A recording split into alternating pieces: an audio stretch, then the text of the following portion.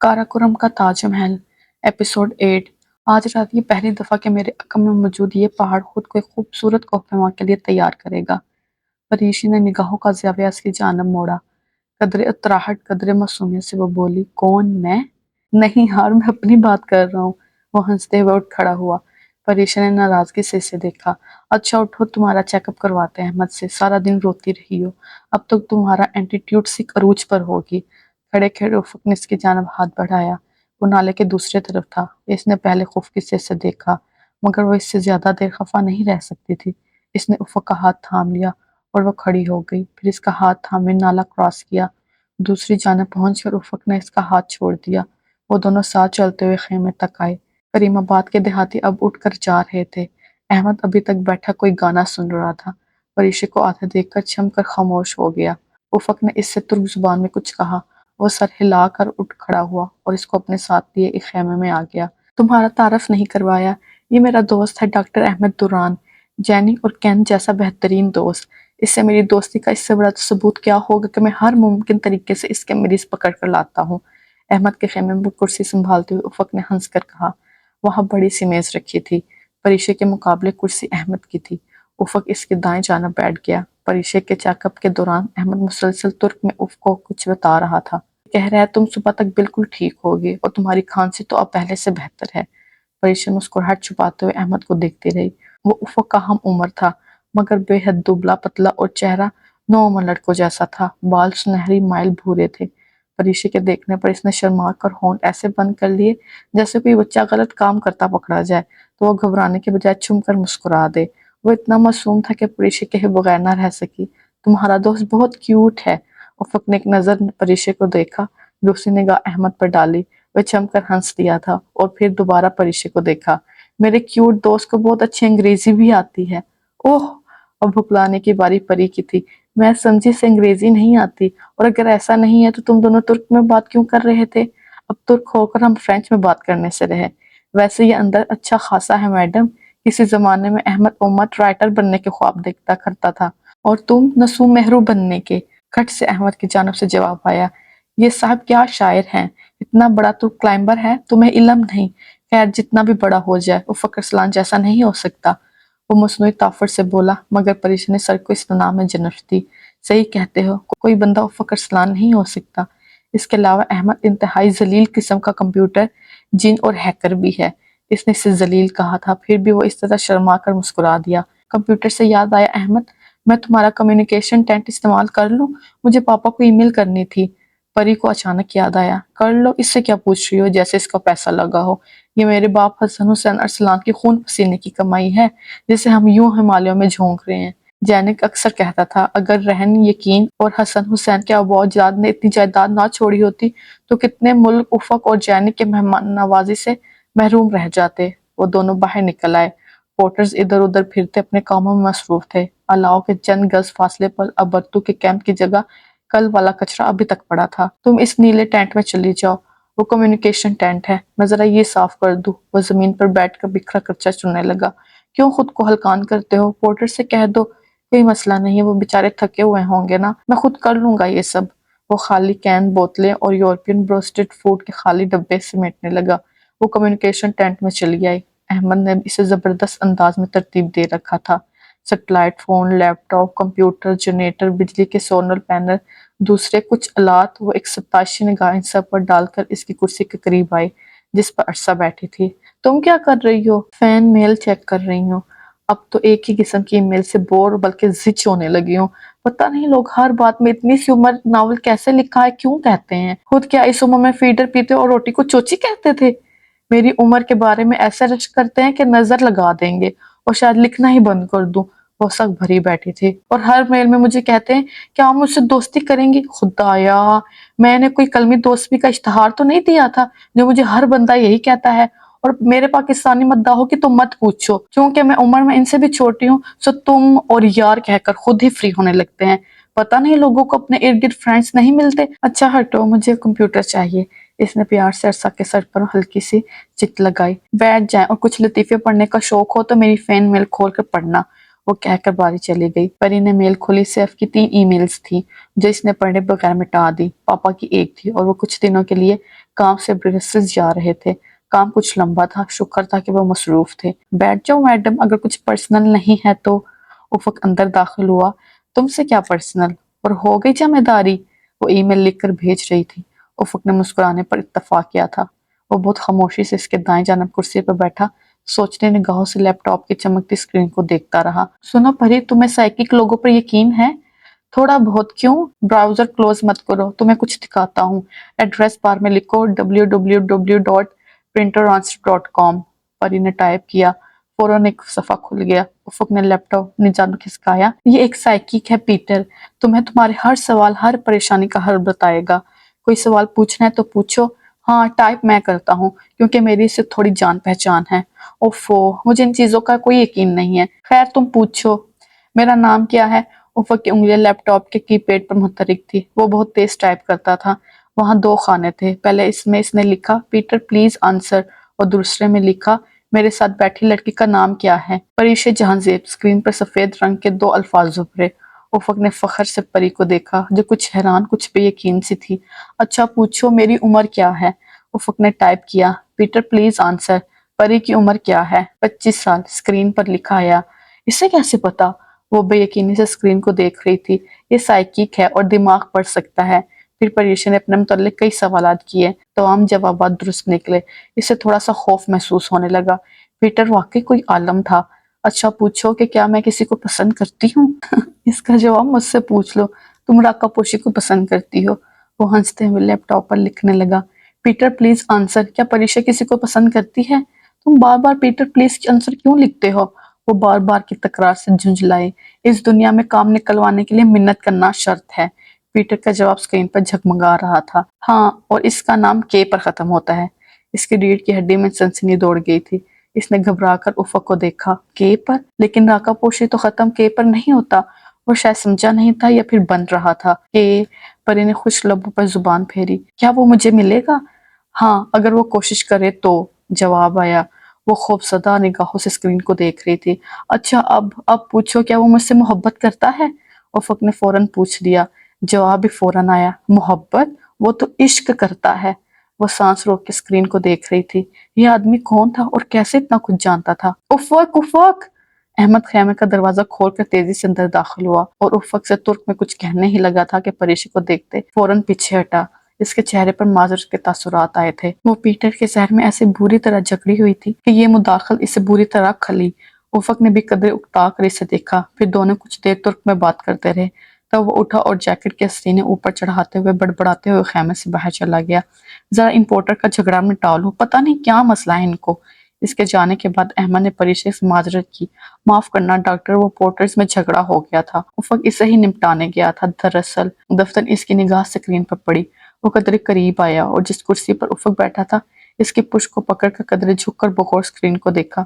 اچھا تم Peter answer کھیل رہی ہو؟ کھیل رہی ہوں؟ وہ بری طرح چونکی۔ ہاں، it is a great game. Game? Parishay کے ذہن میں الارم سا بجا۔ احمد ادھر میرے پاس آ کر بیٹھو اور مجھے شروع سے بتاؤ یہ کیسے کھیلتے ہیں۔ یہ تو بہت آسان ہے۔ وہ کھڑے کھڑے بتانے لگا۔ یہ دیکھو سکرین پر 2 خانے بنے ہیں۔ پہلے خانے میں مجھے پتا ہے اس میں پیٹر آنسر لکھتے ہیں۔ نہیں، یہی تو نہیں لکھنا۔ اس میں تم نے فل سٹاپ دبا کر اصل جواب لکھنا ہے۔ فل سٹاپ دبا کر تم جو بھی لکھو گی اس جگہ سکرین پر پیٹر آنسر پلیز ہی لکھا آئے گا۔ پھر دوسرے خانے میں تم سوال لکھو اور انٹر کرو۔ اب جو تم نے اوپر والے باکس میں چھپا کر لکھا تھا وہ پیٹر کے جواب کے طور پر لکھا آئے گا۔ تو پیٹر پھر کون ہے؟ وہی جو بیٹھا ٹائپ کر رہا ہے۔ تمہارا مطلب ہے کہ جو ٹائپ کرنے والا ہے وہ خود لکھتا ہے اور پیٹر کوئی نہیں ہے؟ وہ اس طرح سے بولی۔ اب اسے سمجھ آ رہا تھا، ہاں اس سے بڑے بڑے لوگ بے وقوف بن جاتے ہیں۔ احمد کا اندازہ معصومیت بھری بے وقوفی سے لبریز تھا۔ ویسے تم کسے بنا رہی تھی؟ میں بن رہی تھی۔ اچھا، اس نے شانے جھٹکے۔ افق اور جینی کا یہ مشغلہ ہے۔ جب بھی میرے پاس آتے ہیں ڈاکٹر اور نرسوں کو گھیر کے بے وقوف بناتے رہتے ہیں۔ انہیں ٹائپ نہیں کرنے دیتے اور کہتے ہیں ہماری پیٹر سے تھوڑی جان پہچان ہے۔ پری نے فکرہ مکمل کیا۔ ہاں، بڑے عرصے تک ڈاکٹر بے وقوف بنتے رہے۔ پھر انہیں کیسے پتا چلا؟ میں نے بتا دیا۔ اور مجھے کیا پتا تھا افق انہیں بے وقوف بنا رہا ہے؟ وہ تو میں نے ڈاکٹر کو یہ ویب سائٹ کھولتے دیکھا تو سمجھا دیا کہ پیٹر آنسر کو کیسے کھیلتے ہیں۔ میری آنے کہتی ہیں کہ کوئی کام کی بات ہو تو سب کو بتا دیا کرتے ہیں۔ میں نے اس ڈاکٹر کو بتا دیا، اس نے باقی سب کو بتا دیا اور پھر وہ جھمسا گیا۔ پھر افق اور جینک نے سخت سردی میں مجھے پول میں پھینک دیا اور مارا بھی بہت۔ پریشا ہنس دی۔ چلو آج تمہارا بدلہ لیتے ہیں، تم بس افق کو مت بتانا کہ تم نے مجھے سب کچھ بتا دیا ہے۔ نو پرابلم، وہ شانے جھٹکتے ہوئے چلا گیا۔ افق تھوڑی دیر بعد آیا، اس کی ٹوپی اور جیکٹ پر برف کے ذرات پڑے تھے۔ وہ جھاڑتے ہوئے کرسی سنبھال کر بیٹھ گیا۔ یہ پورٹرز بھی نا، خیر ہم کہاں تھے؟ اس نے اسکرین کو دیکھا۔ ہوں تو وہ تم سے عشق کرتا ہے۔ کون ہے وہ بڑا لاپرواہ سے انداز میں بولا۔ ابھی پتا چل جاتا ہے، تم اس سے اس کی ہائٹ اور آنکھوں کا رنگ پوچھو۔ اب وہ افق کے ہاتھوں کی حرکت کو دیکھ رہی تھی۔ 6'1" ہائٹ اور ہنی کلر آئیز۔ پیٹر کا جواب آیا، بس میں سمجھ گئی ہوں یہ کس کی بات کر رہا ہے۔ 6'1" ہائٹ، ہنی کلر آئیز اور کے پر نام ختم ہوتا ہے۔ بالکل ٹھیک، وہ خوشی سے بولی۔ اچھا، وہ ہولے سے مسکرایا۔ پھر کون ہے؟ سیف الملوک، اور کون؟ افق کے لبوں سے مسکراہٹ غائب ہو گئی۔ اس نے قدرے الجھ کر اسکرین اور پھر پری کو دیکھا۔ نہیں سیف نہیں، یہ تو سیف ہی ہے، مجھے پتا ہے وہ مجھ سے محبت کرتا ہے، مگر اتنی زیادہ کرتا ہے یہ علم نہیں تھا۔ او گاڈ، کتنی لکی ہوں نا افق۔ نہیں نا، وہ جھنجھلایا۔ ضروری تو نہیں یہ سیف کی بات کر رہا ہو، کسی اور کا نام بھی تو کے پر ختم ہو سکتا ہے، اور کسی اور کا تو نہیں ہوتا۔ ہوتا ہے، اس نے جلا کر کی بورڈ پر ہاتھ مارا۔ کس کا؟ میرا، اور یہ سب میں لکھ رہا تھا، سمجھے تم؟ وہ غصے سے بولا۔ اچھا، مجھے تو پتا ہی نہیں تھا۔ پری نے تھوڑی تھلے مٹھی جما کر معصومیت سے اسے دیکھا۔ اگر مجھے پتا ہوتا کہ تم سیف کے نام سے اتنا جیلس ہوگے تو بہت پہلے اس کا نام لے دیتی۔ ویسے میں تمہیں اتنی اچھی لگتی ہوں کیا؟ اس کا انداز افق کو بتانے کے لیے کافی تھا کہ وہ تمام ڈرامہ جان چکی تھی۔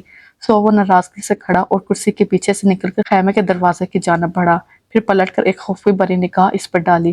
ہاں لگتی ہو نا، کچھ نروٹھے پن، کچھ محبت سے اس نے جیسے بہت ناراضگی سے اعتراف کیا۔ وہ ہنس دی۔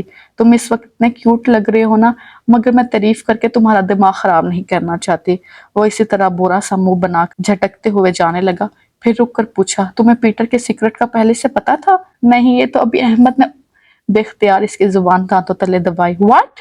احمد نے بتایا ہے؟ میں آج اسے زندہ نہیں چھوڑوں گا۔ اس گدھے نے پہلے بھی ڈاکٹر اور نرسوں سے پٹوایا تھا۔ کدھر گیا یہ؟ وہ غصے سے بولتا خیمے سے باہر نکل گیا، اور جسے احمد پر بے انتہا ترس بھی آ رہا تھا وہ ہنسے جا رہی تھی۔ 8ویں چوٹی، جمعرات 11 اگست 2005۔ اس نے ٹینٹ کی میز پر رکھے کئی پاور بارز اور انرجی بارز اٹھا کر اپنے رک سیک میں بھر لیے اور جوتوں کے نیچے کیرپونس چڑھا کر باہر نکل آئی۔ وہاں عرصہ، فرید اور افق اپنے بیک پیکس کمر پر چڑھائے، بوٹس، کلائمز، ٹوپیاں اور گلاسز پہنے تیار کھڑے تھے۔ شیڈول کے مطابق کیمپ فور تک پورٹر ساتھ لے کر جانا تھا، مگر شیر خان نے صبح سویرے سورج نکلتے وقت بغیر گلاسز لگائے راکا پوشی کا نظارہ کیا تھا، اور وہ سنو بائٹ ہو کر اپنے گھر پڑا تھا۔ ان کے پاس اتنا گیئر اور فیول نہیں تھا کہ وہ ایک دن بھی تاخیر کر سکیں۔ فرید خان جانے کے لیے تیار تھا۔ وہ بنیادی طور پر ہنزا کا پسندہ تھا، اور ہنزا پورٹرز بلتی پورٹر سے جسمانی اور دیگی دونوں لحاظ سے مختلف ہوتے ہیں۔ بلتروں کے بلتی پورٹرز کو غیر ملکی خصوصاً یورپین پر بہت زیادہ تجربہ ہوتا تھا۔ افق انہیں شرپا کا کراکرم ورژن کہتا تھا۔ پورٹرز کو گلہریوں کی چڑھائی کے لیے بہت کچھ محفوظ کرنا پڑتا ہے، جس کے بعد نہ چاہتے ہوئے بھی کوہ پیماؤں کو ساتھ ان بلندیوں پر جاتے ہیں۔ کوہ پیمائی بعض لوگ پیسہ کمانے کے لیے کرتے ہیں اور بعض سیر کرنے کے لیے۔ جب ان چاروں نے بیس کیمپ کو الوداع کہا تو افق احمد سے گلے ملا، پھر اس کے کندھے پر ہاتھ رکھے، اسے سنجیدگی سے اپنی زبان میں کچھ سمجھاتا رہا۔ احمد پہاڑ پر تقریباً 3 دفعہ اس کے ہمراہ آیا تھا۔ اس دوران افق مسلسل اسے کسی لیڈر کی طرح ہدایت دیتا رہا، اور وہ ازلی معصوم انداز میں تابعداری سے سر ہلاتا رہا۔ پھر احمد چلا گیا تو افق اسے نیچے اترتے دیکھتا رہا، یہاں تک کہ وہ نگاہوں سے اوجھل ہو گیا۔ پری اس کے ساتھ ہی کھڑی تھی۔ احمد غائب ہو گیا تو افق نے ایک آخری نظر دور چھوٹے سے دکھائی دینے والے بیس کیمپ پر ڈالی۔ میری خواہش ہے کہ ہم سب ان خیموں کو دیکھنے کے لیے زندہ رہیں، وہ بڑبڑائی۔ اس نے بے حد خوف سے اوپر برو کے گلیشیئر کو دیکھا اور دل میں دعا کی کہ خدا کرے برو کو علم نہ ہو کہ کوئی دبے قدموں ان کی راجدھانی میں داخل ہو رہا ہے۔ کاش برو سوتا رہے اور کبھی نہ جاگے، وہ اس کے تخت پر قدم رکھ کر زندہ سلامت واپس آ جائے۔ اس کی ہراساں صورت دیکھ کر وہ مسکرایا۔ فکر نہیں کرو، ہم راکا پوشی کو سر کر لیں گے تو گاؤں کے لوگ ہمیں گرینڈ دعوت دیں گے۔ پریشا نے ایک نظر برف میں مبوس نوکیدار بزوئی سے کرائمز کو دیکھا جو کہ نیچے لگے تھے اور جس سے وہ برف پر پھسل نہیں سکتی تھی، اور سر جھٹک کر مسکرائی۔ اس کا خوف قدرے کم ہوا۔ ہاں میں نے دیکھا تھا، دعوت کا سن کر تم نے بڑے حریصانہ انداز میں پوری آنکھیں کھول کر انہیں دیکھا تھا۔ میری آنکھوں کو کچھ مت کہو، ترک لڑکیاں ان پر مرتی ہیں۔ ترک لڑکیوں کا ٹیسٹ اتنا خراب ہے، مجھے ان سے ہمدردی ہے۔ اچھا ابھی لڑو نہیں، ابھی لمبا سفر ساتھ کرنا ہے۔ افق نے اپنا بھاری دستانے والا ہاتھ بڑھایا۔ پری نے اس کا ہاتھ تھام لیا۔ اب اس نے خود کو قدرے محفوظ تصور کیا۔ وہ گرنے لگی تھی تو کوئی اسے تھام لے گا، گرنے نہیں دے گا۔ وہاں برف گندیلی اور بے حد نرم تھی۔ سورج ذرا تیز چمکتا تو برف پگھلنے لگتی۔ راکا پوشی سرٹ کرنے کا بہترین وقت جولائی ہوتا ہے اور وہ 1 مہینہ لیٹ ہو چکے تھے۔ اگست میں برف بہت خراب حالت میں تھی۔ ایسے ہی برف کھدائی کر کے ایک برفیلے میدان میں کیمپ 1 نصب تھا، جس میں 3 ٹینٹ لگائے گئے تھے۔ یہ کوہ پیمائی کا نظم و ضبط ہوتا ہے۔ کیمپ 1 تک وہ دوپہر تک پہنچ گئے تھے۔ پہلی رات انہوں نے وہیں گزاری۔ دوسری صبح افق، فرید اور رسا کیمپ 2 تک کے رستے پر رسیاں لگانے گئے تھے۔ افق کا ارادہ اوپر 1200 میٹر تک رستہ متعین کرنے کا تھا اور آگے کیمپ 2 کے لیے کہیں مناسب جگہ ڈھونڈ کر وہاں خیمے بھی لگانے تھے۔ وہ خیمے الپائن سٹائل سے چڑھ رہے تھے، یعنی بعض جگہ رسیاں لگانی تھی اور بعض جگہ نہیں۔ پریشا اس روز خیمے میں ہی رک گئی تھی۔ اس کی الٹیٹیوڈ سکنس نہیں کم ہو رہی تھی۔ وہ بہت جلدی اوپر جانے سے وہ بڑھ سکتی تھی، تو اپنی ایگزامینیشن کو بالکل پرفیکٹ کرنے کے لیے اس نے وہیں رک کر ان کے لیے کھانا بنانے کی ذمہ داری لے لی۔ کچھ دور تک وہ ان کے ساتھ گئی۔ عرصہ کے کندھے پر رسیوں کا گچھا تھا اور ہاتھ میں چند آئس کیوبز اور پیٹونز تھے۔ افق نے زمین پر بیٹھ کر ایک پیٹون ٹھوکا، پھر رسی کو اس سے اینکر کیا۔ یہ تمام کارروائی دیکھنا خاصا غیر دلچسپ تھا، تو وہ واپس خیمے میں آ کر کھانے کی تیاری کرنے لگی۔ پری کو اپنی کوکنگ پر ناز تھا، اس کے ہاتھ میں ذائقہ بھی بہت تھا، ان تمام چیزوں سے وہ خاص بریانی بنانے کے لیے لائی تھی۔ اس نے بڑے پیار اور محبت سے سندھی بریانی بنائی۔ شام تک وہ اس کام سے فارغ ہوئی۔ اگلے تمام دن eat some hot water type کی یورپین چیزیں ہی کھانی تھی۔ آج بریانی کھا کر افق کو اچھا لگے گا، یہی سوچ کر اس نے یہ بنائی تھی۔ کھانا ڈھک کر وہ باہر چلی آئی۔ وہاں ہر طرف سخت برف کے اوپر پاؤڈر سنو کی تہہ چڑھی ہوئی تھی۔ 2-3 دن سے نئی برف نہیں گری تھی، اس لیے یہ برف پھیلی سی تھی۔ وہاں خیموں سے دور ایک بڑے گرانائٹ کے پتھر پر بیٹھ کر وہ بہت خوشگوار موسم کو انجوائے کرنے لگی۔ اس وقت راکا پوشی پر شام اتر رہی تھی۔ ہر سو ٹھنڈی میٹھی سی چھایا تھی۔ وہ پہاڑ کی جانب بیٹھ کر کوہنیاں گھٹنوں پر جمائے، ہتھیلی تھوڑے تھوڑے رکھے خاموشی سے ان خوبصورت مناظر کو اپنے اندر جذب کرتے ہوئے ڈھلتی شام کے سحر میں ڈوبنے لگی۔ خیموں کے باہر سے بے حد تنہا اور خاموش برفیلے میدان میں اس حد تک خاموشی تھی کہ سوئی گرنے سے بھی گونج پیدا ہوتی۔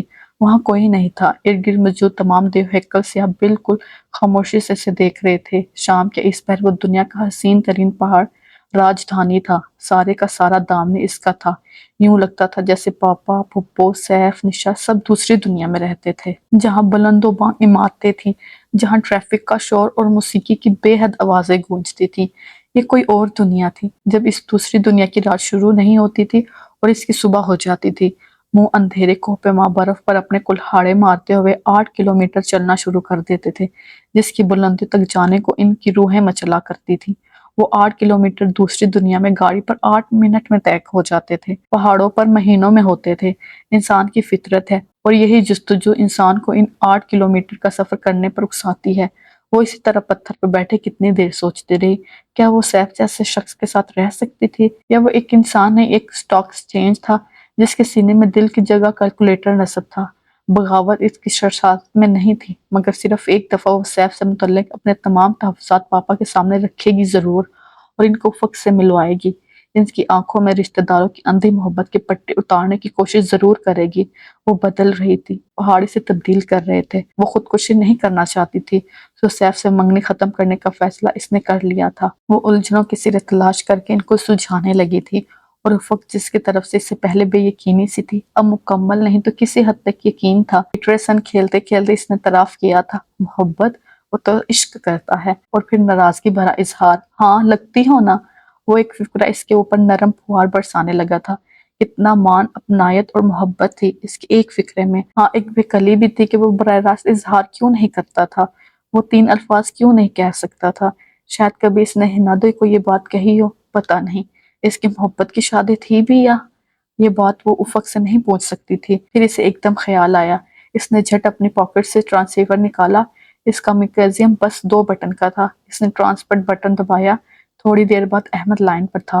گڈ آفٹرنون، میں کیمپ ڈاکٹر، کیسی ہو؟ احمد اس کی آواز سن کر خوش ہوا تھا۔ کیمپ 1 کے باہر برف پر بیٹھی ہوں، باقی سب روٹ فکس کرنے گئے ہیں، میں نے چاول بنائے ہیں، تم سناؤ بیس کیمپ کیسا ہے؟ تمہیں یاد کر رہا ہے اور خاصا اداس ہے۔ سب ٹریکرز اور پورٹر سوائے شغالی کے جا چکے تھے، میں بور ہو رہا تھا، اچھا کیا کال کر لیا، تمہاری ای میلز آئی ہوئی ہیں، تم نے ای میل اور پاسورڈ میرے بورڈر پر محفوظ کر دیا تھا، مگر قسم لے لو میں نے کوئی ای میل نہیں کھولی۔ اوف ہو، کر لو چیک اور میری طرف سے جواب لکھ لو۔ وہ اس ای میلز کے جواب لکھوانے لگی، پھر قدرے سوچ سوچ کر بولی، احمد ایک بات پوچھوں؟ ہاں پوچھو ڈاکٹر، تمہاری بیماری۔ اوہو، ضرورت ہی نہیں تم سے میڈیکل کے متعلق کچھ پوچھوں، میں کچھ اور پوچھنا چاہ رہی تھی۔ پھر قدرے توفق سے بولی، تمہیں ہینا دے یاد ہے؟ کون ہینا دے؟ پری کو حیرت ہوئی، افق نے ہینا دے کو اپنی بیوی بنایا تھا اور اس کا اتنا اچھا دوست اس بات سے لاعلم تھا۔ افق کی بیوی ہینا دے؟ اچھا میں سمجھا تم ہوا کی بات کر رہی ہو، حضرت ہوا کی، جس کو انگلش میں اور ترک میں ہینا دے کہتے ہیں۔ پری کا دل سر پیٹ لینے کو چاہا، اپنا نہیں احمد کا۔ ہاں وہی، تمہیں یاد ہے؟ کیسی تھی وہ؟ خوبصورت تھی؟ اور تم کیوں پوچھ رہی ہو؟ پری سپٹا گئی، وہ اتنا سیدھا نہیں تھا جتنا وہ سمجھ رہی تھی۔ وہ یوں ہی افق اس کو یاد کر کے اداس ہو جاتا ہے نا۔ یہ تم سے کس نے کہا؟ احمد کے لہجے میں حیرت تھی۔ افق نے؟ وہ مذاق کر رہا ہوگا، وہ تو اس سے شادی بھی نہیں کرنا چاہتا تھا۔ مگر کیوں؟ اسے کرید ہوئی، اسے کسی اور سے محبت تھی۔ پری کا دل ڈوب کر ابھرا، کس سے؟ کیا واقعی کراکرم اور ہمالیہ کے پہاڑوں پر پریاں اترتی ہیں؟ افق کو جانے کتنے برسوں سے ان پریوں کی تلاش تھی۔ وہ کیٹو روپل فیس کے بیس کیمپ کا ٹریک بہت بار کیا کرتا تھا۔ کیٹو کا نہیں، ناگا پربت کا روپل فیس ہوگا۔ اس نے بمشکل سٹوپٹ کہنا سے خود کو روکا۔ ہاں وہیں، وہاں بیس کیمپ سے فری میڈوز کے درمیان اس نے سن رکھا تھا کہ پریاں اترتی ہیں اور رات کو سیاحوں کے پاس آ کر انہیں گیت سناتی ہیں۔ وہ ہر مرتبہ پاکستان آ کر روپل فیس کا ٹریک ضرور کرتا تھا، حالانکہ میں نے کہا بھی تھا کہ سٹوپٹ آدمی، یہ پریاں وریاں کچھ نہیں ہوتی، ایویں سیاحوں کو بے وقوف بناتے ہیں۔ مگر افق اور جینک تو پاگل ہیں، صرف پریوں کو ڈھونڈنے ہر گرما میں پہاڑوں میں نکل جاتا تھا، اور افق اور جینک کے بغیر کہیں جائے یہ ہو ہی نہیں سکتا۔ پھر اب جینک کیوں نہیں آیا؟ اس کے ٹوماس کے پاس نے کام میں پھنسا رکھا ہے۔ جینک بڑا خبیث آدمی ہے، کہہ رہا تھا کہ احمد دعا کرو کہیں زلزلہ، طوفان یا سیلاب آ جائے، میں ریلیف ایکٹیویٹی کے بہانے ہی یہاں سے نکلوں۔ احمد زور سے ہنسا، اس سے شادی نہیں کرنا چاہتا تھا تو اب اس کے بارے میں اتنا احساس کیوں؟ اس کے ذہن کی سوئی وہی تھی، اس کی بیوی تھی نا، جیسی بھی تھی، مرے ہوئے کو کچھ نہیں کہا کرتے۔ ویسے بڑی عجیب سائیکو کیس تھی، بہت میک اپ کرتی تھی۔ سلمہ کہتی تھی افق نے لگتا کسی پیسٹری سے شادی کی ہے۔ اچھا، کچھ سوچتے ہوئے اس نے ریڈیو کو دیکھا، پھر الوداعی کلمات کہہ کر سلسلہ منقطع کر دیا اور احمد کی باتوں پر غور کرنے لگی۔ اس کے سامنے آسمان پر سرخ سرمئی بادلوں کے درمیان خالی جگہوں سے ڈھلتے سورج کی آخری نارنجی شعاعیں جھانک رہی تھی۔ دور ناگا پربت کو بادلوں نے ڈھانپ لیا تھا اور وہ بادل اب یقیناً کاراکورم کی جانب بڑھنے لگے تھے۔ خدا کرے یہ ہمیں بائی پاس کر کے گزرے اور موسم خراب نہ ہو۔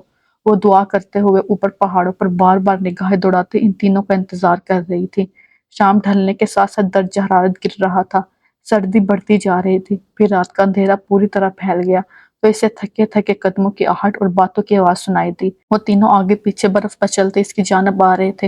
افق کے کندھوں پر رسیوں کا آخری گچھا اور ہاتھ میں سنو سٹک تھی۔ کدھر رہ گئے تھے؟ اتنی دیر سے انتظار کر رہی تھی۔ اس کے غصے کے جواب میں اس کے چہرے پر تھکن زدہ مسکراہٹ ابھری۔ اچھی لگ رہی ہو اتنی فکر کرتے ہوئے، اور بھی اچھی لگو کہ اگر جلدی کھانا کھلا دو تو۔ وہ اس کے پاس سے گزر کر خیمے میں چلا گیا۔ عرصہ نے بھی اس کی تاکید کی، دونوں خاصے تھک چکے تھے۔ میں نے بریانی پکائی ہے، اس کے پاس اندر آ کر اس نے دبے دبے جوش سے بتایا۔ لائیں آپ کی ہیلپ کرواؤں؟ عرصہ اس کے ساتھ کھانا نکالنے لگی۔ پری نے بریانی والا برتن کھولا، افق نے جھک کر چاولوں کی شکل دیکھی اور ایک سیکنڈ کو چپ سا ہو گیا۔ چلو ذائقہ اچھا ہوگا۔ افق کا مطلب تھا کہ شکل اچھی نہیں ہے؟ میری کوکنگ پوری فیملی میں مشہور ہے، بے شک نشا سے پوچھ لو، اس نے جتایا۔ ہمارے ہاں یہ اعزاز احمد کی بیوی سلمہ کو حاصل ہے۔ افق نے بریانی اپنے برتن میں نکالی اور پہلا چمچہ منہ میں ڈالا، پھر اسے چبا کر نکلا۔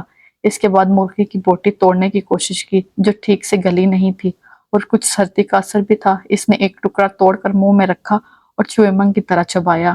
عرصہ سے بھی بوٹی نہیں چبائی جا رہی تھی۔ پریشے بغور دونوں کے چہرے کے تاثرات دیکھ رہی تھی۔ تمہیں پتا ہے پری، ترکی یورپ میں ہے اور میں بھی یورپ سے آئی ہوں۔ عرصہ نے پلیٹ رکھ دی تھی۔ مطلب؟ پری نے سنجیدگی سے دونوں کو دیکھا۔ مطلب یہ کہ یورپ سے آئے ہیں، افریقہ سے نہیں۔ کچا گوشت تو صرف افریقہ والے ہی کھا سکتے ہیں۔ افق بھائی کا مطلب ہے کہ مچھلی پڑی ہے؟ عرصہ نے اس کے چہرے کو دیکھ کر وضاحت کی۔ ہاں پڑی ہے، تمہارے پیچھے سرینا ہوٹل کے شیف دے کر گئے تھے نا، وہ اپنے حصے کی بریانی لے کر وہاں سے چلی آئی تھی۔ مطلب تھا کہ خود پکا لو مچھلی۔ اگر 4800 میٹر بلندی پر کوئی شیف بھی بنائے تو اس سے اچھی نہیں بنا سکتی۔ سارا دن لگ کر میں ان کے لیے کھانا بناتی رہی، کیا تھا اگر جھوٹ موری تعریف کر دیتا افق، اتنی بری نہیں تھی اسے کچا گوشت کہا جاتا۔ اسے بیچ بیچ رونا آیا تھا۔ ٹھیک ہے مسالہ تیز، ہلکے خاصے تیز ہے اور گوشت ٹھیک سے گلا نہ تھا، مگر چپ کر کے کھاتے رہتے میرا دل رکھنے کو، اتنی اسٹرکٹ فارڈنس کی کیا ضرورت تھی؟ میں کوئی پورٹر تو نہیں ہوں جو کھانا پکاؤں، ٹھیک ہے دوبارہ نہیں پکاؤں گی۔ رات وہ اپنے خیمے سے باہر ان پتھر پر بیٹھی اپنے جوگرز کے نیچے کلائم سے برف پر لکیر سی بنا رہی تھی۔ گردن اس نے اٹھا رکھی تھی اور نگاہیں اوپر ساتویں کے چاند پر تھی، جس کی چاندنی سے بلو کا گلیشر چمک اٹھا تھا۔ راکا پوشی پر چاند خاصا بڑا اور واضح دکھائی دیتا تھا، شاید اسے دھند سے ڈھکی اس حسین چوٹی سے عشق ہو گیا تھا اور وہ اس کو دیکھنے بہت قریب اتر آیا تھا۔ دفتر اس نے افق کو اپنے خیمے سے نکلتے دیکھا تو چہرے کا رخ جھٹکے سے موڑ لیا۔ چند منٹ بعد اسے کسی کے اپنے ساتھ پتھر پر بیٹھنے کی آہٹ محسوس ہوئی۔ مجھے بھوک لگ رہی ہے، بریانی پڑی ہوگی؟ گلا کھنگارتے ہوئے بہت معصومیت سے پوچھا گیا۔ پری نے رخ قدرے مزید پھیر لیا۔ یقین کرو بریانی بہت مزیدار بنی تھی، اتنی لذیذ بریانی تو میں نے زندگی بھر نہیں کھائی۔ یہ بمبئی کے شیف تو جھک مار رہے ہیں، ان کو تو تم سے سیکھنا چاہیے۔ وہ جواباً کچھ بولے بنا چہرے کا رخ اس کی جانب سے موڑے دائیں طرف سیدھی پتھروں کی دیوار کو دیکھتی رہی جس پر چاندنی کا چھڑکاؤ ہوا تھا۔ اچھا پلیز دیکھو، ناراض مت ہو، میں نے تعریف کی ہے نا؟ پری نے قدر گھما کر قہر آلود نگاہوں سے اسے دیکھا۔ نہیں، تم تو افریقہ سے نہیں آئے اور تم تو کچا گوشت نہیں کھاتے۔ اب کچے گوشت کو میں پکا گوشت کہنے سے تو رہا۔ ہاں خود تو اوپر چلے گئے تھے نا، میں نے سارا دن اتنی محنت سے بریانی تیار کی اور پھر اتنی دیر تمہارے اتنی پریشانی سے انتظار کیا، اور تم کاش کراکرم کی پری تم نے اتنی دیر گوشت کلانے پر لگائی ہوتی۔ افق، اس کی آنکھوں میں آنسو آ گئے۔ اچھا پلیز رونا مت، میں تو مذاق کر رہا تھا۔ دیکھو تمہارے لیے اتنا گرم سلیپنگ بیگ چھوڑ کر آیا ہوں، تو نہ آتے؟ کیوں نہ آتا؟ مجھے پتا ہے تم نے کھانا نہیں کھایا، میں تمہارے لیے خود پکا کر مچھلی لایا ہوں۔ افق نے پیکٹ اسے تھمایا۔ پری نے حیران نظروں سے اسے دیکھا۔ تمہیں کیسے پتا میں نے بریانی نہیں کھائی؟ لو، وہ کوئی کھانے والی چیز تھی؟ وہ ہنسا۔ پری نے روحانسی ہو کر وہ پیکٹ زور سے اس کے کندھے پر مارا۔ ویسے پری، نشا کہہ رہی تھی کہ تم سیف سے منگنے سے انکار نہیں کر سکتی۔ تم واپس جا کر ایک کام کرنا، سیف کو اپنی بنائی گئی بریانی کھلا دینا، وہ خود ہی رشتہ توڑ جائے گا۔ لکھ کے رکھ لو، وہ ہنستے کہہ رہا تھا۔ میری بریانی کے بارے میں تم نے ایک لفظ اور کہا نا تو میں تمہیں یہاں سے دھکا دے دوں گی، اور رہا منگنی کا سوال تو میں وہ ویسے ہی ختم کر دوں گی۔ وہ ہنستے ہنستے رک گیا اور خوشگوار حیرت سے اسے دیکھا۔ کیوں؟ مجھے ٹام کروز نے پرپوز کیا ہے اس لیے، وہ جل کر بولی۔ وہ پھر سے ہنس دیا۔ ہاں اچھا آدمی ہے، کر لو شادی۔ ہاں تمہیں قتل کر کے اس سے ہی شادی کروں گی، وہ غصے سے کہہ کر تیزی سے اپنے خیمے میں چلی گئی۔ ہفتہ 13 اگست 2005۔ خیمے کی گور ٹیکس کی دیوار سے ٹیک لگائے گھٹنوں پر کتاب رکھے وہ مطالعے میں منجمد تھی۔ قدرے فاصلے پر عرصہ اسی انداز میں بیٹھی کاغذ کو بلندہ گود میں رکھے تیز تیز قلم چلا رہی تھی۔ خیمے کے کپڑے کی دیواروں میں شفاف چوکور چھوٹی سی کھڑکی تھی جس پر برف کے ذرات جگمگا رہے تھے۔ دوپہر ہونے کے باوجود باہر اندھیرا سا تھا، بادل راکو پوشی پر چھا چکے تھے، موسم سخت خراب تھا، برف کا طوفان خاصی دیر تک چل رہا تھا اور اب برف باری ہو رہی تھی۔ احمد نے بتایا تھا کہ بیس کیمپ میں آج بارش ہو رہی تھی۔ پوری رات برفانی جھکڑ چلنے کے باعث بیس کیمپ کا کچن ٹینٹ اڑ کر قریبی گلیشیر پر جا گرا تھا۔ افق اپنے خیمے سے نکل کر دھند میں چلتے ہوئے ان کے خیمے میں داخل ہوا۔ کیا ہو رہا ہے؟ اس کے آنے سے خیمے کی خاموشی فضا میں ارتعاش پیدا ہوا۔ پری نے کتاب پر سے نظر ہٹا کر اسے دیکھا جو نیچے میٹرس بچھا کر ایک سکہ تکیہ بنا کر نیم دراز ہو چکا تھا۔ وہ پھر کتاب کی طرف متوجہ ہو گئی۔ لائبریری میں بولنا منع ہے، صفحے پر نگاہیں جمائے پری نے اطلاع دی۔ میں اتنے خراب موسم میں پورے 6 قدم چل کے تمہارے خیمے میں آیا ہوں اور تم کہہ رہی ہو کتنی بے مروت ہو۔ عرصہ نے قدرے اکتا کر سر اٹھایا اور پھر بڑبڑاتی ہوئی کاغذ پر جھک گئی۔ میں سوچ رہا ہوں اگلے سال بطور گائیڈ کسی ایکسٹیبیشن کے ساتھ ایورسٹ جاؤں، بندے کو اس فیلڈ میں کچھ کمانا بھی چاہیے۔ انجینئر میں میرا دل نہیں لگتا۔ وہ توماس کا باز مجھے برداشت بھی اس لیے کرتا ہے کہ میرے باپ کا دوست ہے۔ اوفو افق بھائی، کتنا بولتے ہیں آپ، کوئی کام نہیں کرنے دیتے۔ عرصہ جھنجلا کر اپنے کاغذ سمٹے اور بڑبڑاتے ہوئے خیمے سے باہر نکل گئی۔ پری نے کتاب پر سے نگاہیں ہٹا کر حیرت سے اسے جاتے دیکھا۔ افق مسکرا دیا سکاٹ فشر سے معذرت کے ساتھ۔ It's not attitude, it's altitude. اس الٹیٹیوڈ پر بندہ تھوڑا بہت چڑچڑا تو ہو ہی جاتا ہے، میں مائنڈ نہیں کرتا۔ ہاں تو میں بات کر رہا تھا اگلے مارچ کی، جب میں ایوریسٹ ایکسپیڈیشن لیڈ کروں گا۔ تم سن رہی ہو؟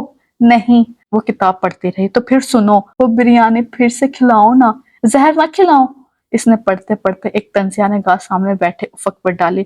تمہارے ہاتھ سے زہر بھی کھا لوں گا، تم کھلاؤ تو۔ لگتا ہے پاکستانی فلمیں بہت دیکھنے لگے ہو۔ پشاور میں ایک پشتو فلم دیکھی تھی، سمجھ میں تو نہیں آئی، مگر اس کی ہیروئن کنگ فو بڑا اچھا کرتی تھی۔